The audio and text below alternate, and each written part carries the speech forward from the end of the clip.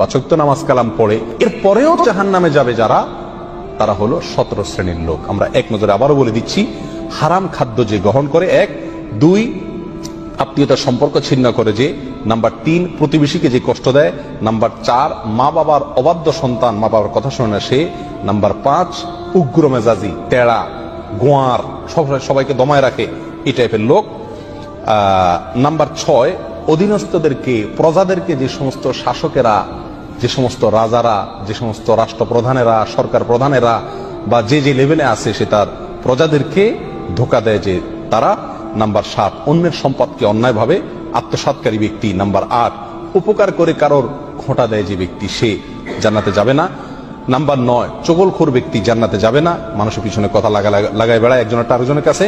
Number 10 অন্যকে নিজের পিতা হিসাবে, নিজের বাবাকে না বলে, পরিচয় না দিয়ে অন্যকে নিজের বাবা হিসাবে, পিতা হিসাবে পরিচয় দেয় যে ব্যক্তি, সে।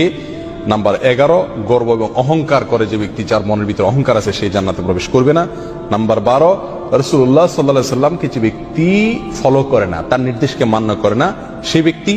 নাম্বার 13 অকারণে তালাক কামনা করে, তালাক চায় যে মহিলা, সেই মহিলা।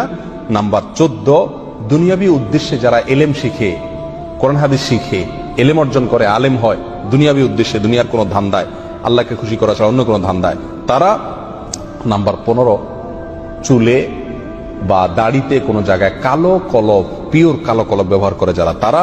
এবং নাম্বার 16 যে কোনো ভালো কাজ করে সেখানে মানুষকে দেখানো, এটা ফলাও করা, প্রচার করা, এই উদ্দেশ্য থাকে যাদের, তারা।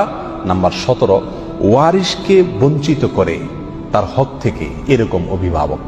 এই শ্রেণীর লোকেরা মুসলমান হয়েও জান্নাতি হতে পারবে না।